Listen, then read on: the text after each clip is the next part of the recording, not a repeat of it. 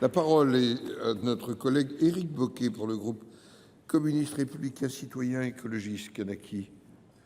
Vous avez la parole. Merci Monsieur le Président, Monsieur le Premier Président, mes chers collègues. Le monde change, oui, le monde change. Il fut un temps pas si lointain où la presse narrait les événements de la veille. Eh bien, sachez, mes chers collègues, que désormais, la presse annonce ce qui va se passer le lendemain. Nous venons d'en avoir une illustration éclatante avec la présentation du rapport annuel de la Cour des comptes. Celui-ci était sous embargo jusqu'à hier matin à 10h, ça vient d'être rappelé par notre collègue Dossus, pour les parlementaires, mais fort heureusement, nous en avions en accès libre les meilleures pages dans le quotidien Les Échos, avec l'interview en exclusivité du Premier président ici présent, M. Moscovici. L'exécutif nous avait habitués depuis quelque temps à cette forme de communication, mais je voulais souligner en préambule ce dysfonctionnement, à nos yeux très dommageable pour le Parlement. Consommons ainsi quelques secondes des maigres 4 minutes qui nous sont allouées dans ce débat. C'était donc mission impossible d'argumenter, d'analyser et de commenter les 725 pages compilées dans les 2 volumes du rapport annuel. Mais le ton est donné à la une du dit journal, un effort sans précédent à accomplir. Malgré l'importance des sujets abordés dans ce rapport, mon propos se bornera à traiter de nos finances publiques. Le gouvernement avait déjà l'ambition de réduire la dépense publique de 16 milliards d'euros au moment du PLF 2024.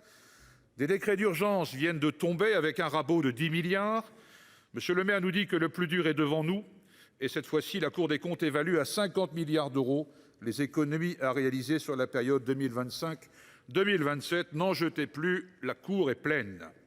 Comme toujours, le regard n'est porté que du côté des dépenses. Un petit rayon de soleil toutefois, une note d'espoir, un point positif. Vous dites, Monsieur le Premier président, la question fiscale n'est pas taboue. Le circuler, il n'y a rien à voir sur la fiscalité me paraît trop rapide. Applaudissements sur les bancs du groupe CRCE Kanaki. Parmi les pistes nombreuses à examiner côté recettes, la Cour a publié un excellent rapport en juillet 2023 sur le pilotage et l'évaluation des dépenses fiscales. Elle y indiquait que pas moins de 465 dispositifs fiscaux, communément appelés niches fiscales, étaient appliqués dans notre pays aujourd'hui, représentant pour le budget de la République une dépense globale de 94,2 milliards d'euros en 2022.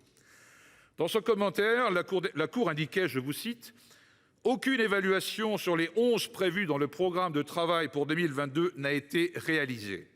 Certains dispositifs n'ont pas fait l'objet d'évaluation depuis 10 ans. Le gouvernement a-t-il pris connaissance de ce rapport ? Je le souhaite. » Nous pourrions bien sûr évoquer à ce stade l'indispensable renforcement de la lutte contre l'évasion fiscale qui nous coûte plusieurs dizaines de milliards d'euros chaque année. Nous pourrions aussi évoquer les 153 milliards d'euros des profits records l'an dernier par le CAC 40 et les 67,8 milliards d'euros de dividendes distribués. Alors oui, nous vous suivons sur le nécessaire débat sur la fiscalité, Monsieur le Premier président. On dit parfois que les voyages forment la jeunesse. M. Bruno Le Maire participait il y a quelques jours à une rencontre des ministres des Finances du G20 au Brésil, à Sao Paulo.